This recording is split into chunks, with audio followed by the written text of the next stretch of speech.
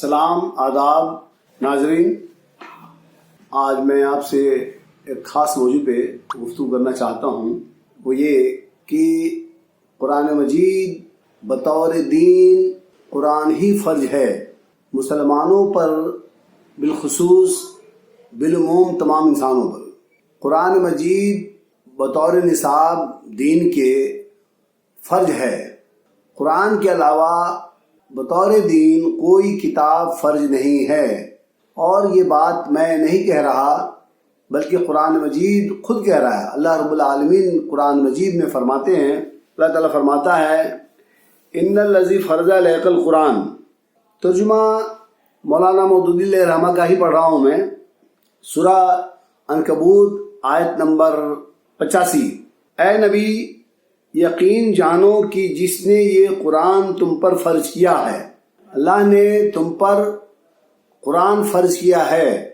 اب آپ غور فرمائیں کہ میں بھی 50 سالوں سے مختلف دینی جماعتوں میں بھرمن کرتا رہا ہوں، اور 10 سالوں سے بالخصوص خالص طور پہ قرآن کا مطالعہ کر رہا ہوں۔ یہ آیت میں نے کبھی بھی کسی میلاد میں، جلسے میں، جلوس میں، سیرت کے جلسے میں، درس قرآن میں، اجتماعات میں نہیں سنا، ہم نے کسی علماء سے نہیں سنا۔ جب اس آیت پہ نظر پڑی تو میں دنگ رہ گیا کہ مسلمانوں پر ہر مسلک والوں نے، ہر مسلک کے علماء نے، ہر گروہ کے علماء نے، ہر جماعت کے علماء نے اپنی اپنی کتابوں کا بوجھ ڈال رکھا ہے، اپنی کتابوں کے بوجھ تلے دبا رکھا ہے۔ وہ زندگی بھر پڑھنا چاہے تو پڑھتا رہ جائے، پڑھ نہیں سکتا ہے وہ۔ اور ہر گروہ، ہر مسلک، ہر جماعت کے پاس اپنی کتابوں کے انبار ہیں۔ تو لوگوں کو حق کا پتہ چلے گا کیسے؟ دین تو اللہ رب العالمین یہ فرما رہا ہے کہ قرآن ہی تم پر فرض ہے، تو گویا قرآن جن باتوں سے روکتا ہے اس سے رک جانا فرض ہے۔ قرآن جن جن باتوں کو کرنے کا حکم دیتا ہے، ترغیب دیتا ہے، نصیحت کرتا ہے، اسے کرنا فرض ہے۔ اب ظاہر ہے اس کے لیے ہر ایک مسلمان کو قرآن کا مطالعہ کرنا ہوگا، تلاوت سے کام نہیں چلے گا۔ قرآن کا مطالعہ سمجھ کر پڑھنا ہونا تو یہ چاہیے کہ عربی متن کو سمجھتے ہوئے پڑھے، لیکن اگر ایسا نہیں ہے تو کم سے کم ترجمہ تو لازماً پڑھے۔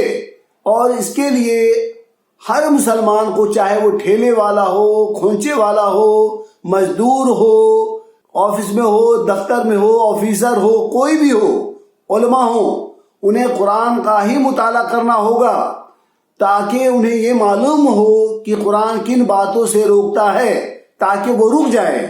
اس لیے مطالعہ کرے تاکہ اسے یہ پتہ چلے قرآن کن کن باتوں کا حکم دیتا ہے، تاکہ وہ ان کاموں کو انجام دے سکے۔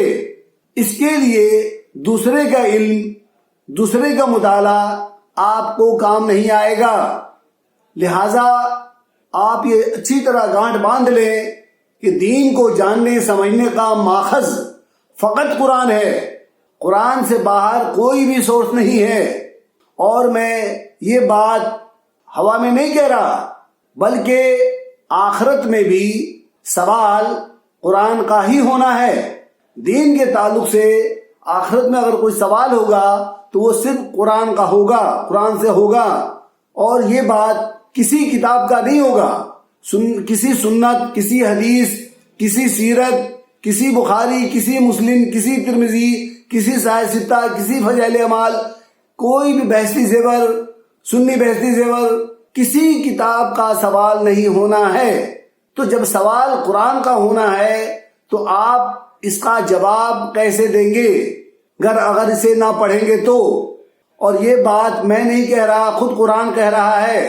اللہ تعالیٰ فرماتا ہے سورہ فرقان آیت نمبر 30 میں فرماتا ہے کہ وقال رسول یا ربی انی قومی اتخذوا ھذا القرآن مہجورا، اور رسول کہے گا اے میرے رب، میری قوم نے اس قرآن کو چھوڑ رکھا تھا۔ دیکھا آپ نے، سورہ فرقان آیت نمبر 30۔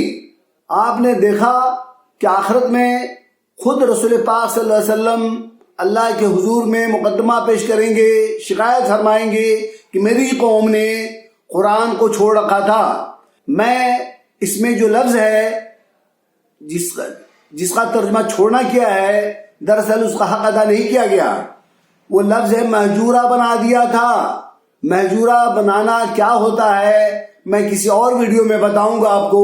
اس ویڈیو کو میں مختصر رکھنا چاہتا ہوں، مختصر طور پر آپ تک بات پہنچانا چاہتا ہوں، اس لیے مہجورہ قرآن مہجور کیسے بنایا گیا میں کسی اور وقت بتاؤں گا۔